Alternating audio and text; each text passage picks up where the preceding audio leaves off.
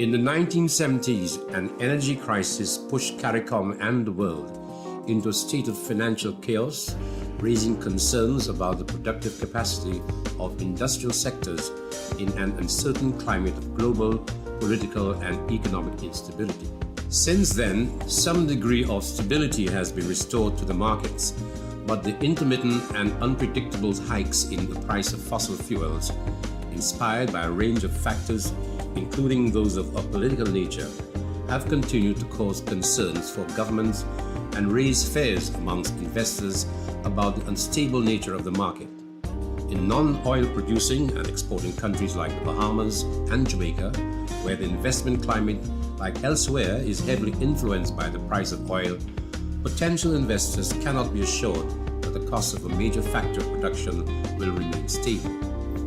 In other countries like Belize, which is an oil-producing and exporting country, there is a lower degree of unpredictability, but even there, the value of the imported raw materials influenced by the global oil price creates some impact on the overall cost of production and viability of enterprise. During periods of relative stability, the cost of fossil fuels relative to cost of production in the Caribbean context remain high, negatively affecting productive sectors and standards of living.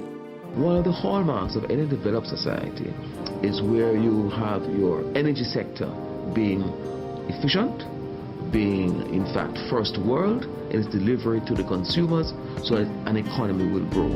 As economies grow, they consume more energy. That energy has to be cheap energy and has to be harnessed and harmonized with the environment. So we see that as the mandate to make sure that this vision comes about. Currently, Belize generates approximately 60% of its electricity from fossil fuels. In Jamaica, 91% of the fuel is provided by fossil fuels, and in the Bahamas, 99% of the energy used is provided through petroleum products.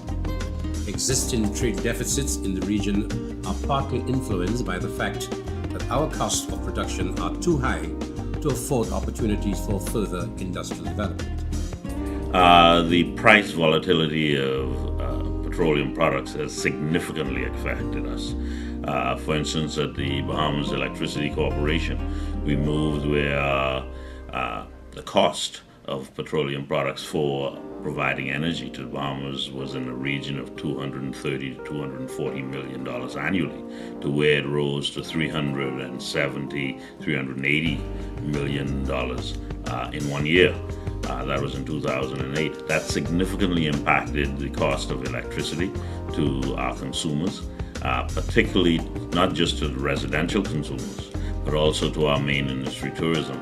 And so the hotels were hard hit with huge fuel costs. And so it was a major impact to them. And the volatility is a major issue to the family islanders. The Bahamas is an archipelago with many islands, and the fuel is delivered via ship, small tankerettes. And so that additional freight charge that is charged to the consumer is added on to that volatile price. And so it is a major part of our economy, and therefore it is critical that the government address our energy concerns moving forward. Another cost to be added to the national budgetary equation is the cost of overconsumption of fossil fuels to the environment. Energy generation is essential to human existence, and without sufficient appropriate alternatives, fossil fuels are central to the process. But it is well established that greenhouse gases which result from the release of carbon emissions, largely from fossil fuels, are raising the Earth's temperature and resulting in extreme and destructive changes to the global climatic system. Close to home, these changes are resulting in sea level rise, increased droughts and flooding, and more frequent storms and hurricanes.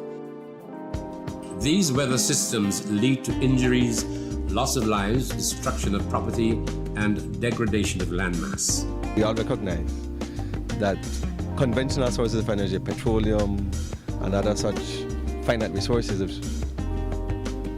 are becoming more scarce as we use it out, as we take it out of the ground and we use it. It's becoming more scarce.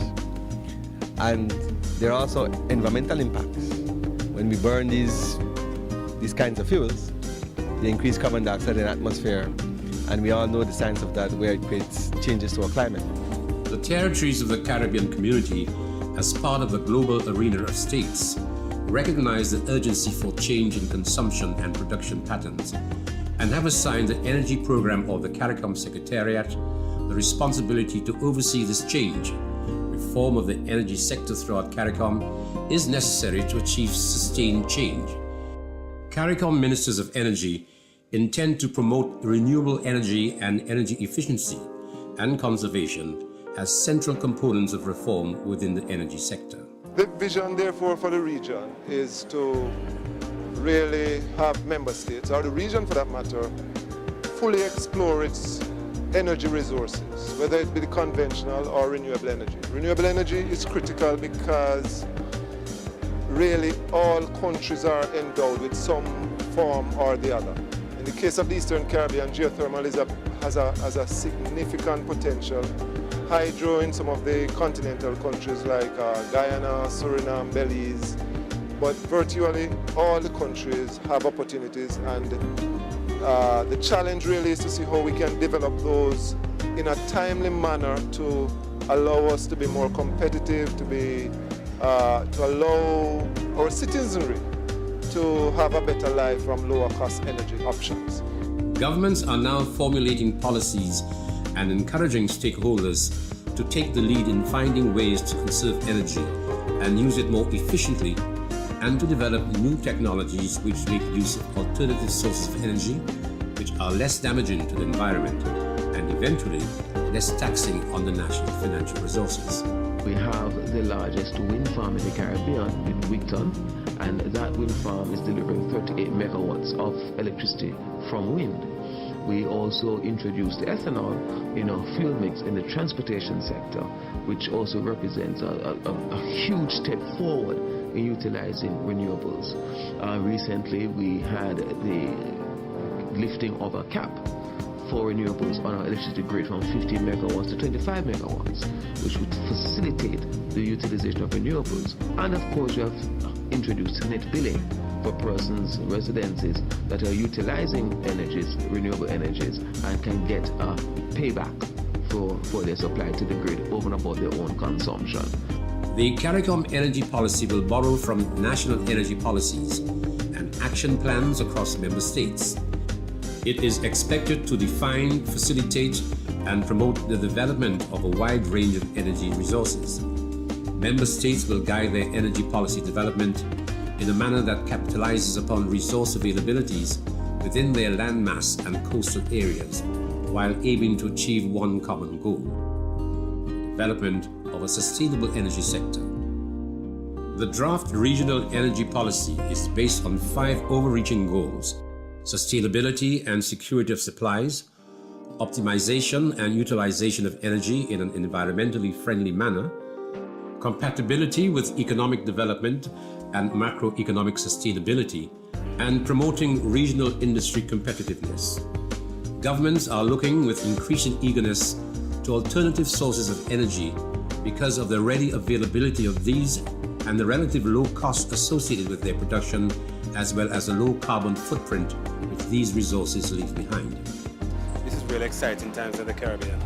You know, we have all the policymakers, all the regulators, all the investors, investment community, all the main stakeholders talking about energy. I mean, there's no forum assembled that is really trying to address the problems of the region that doesn't have energy as a focal point. Between the Bahamas, Jamaica, and Belize,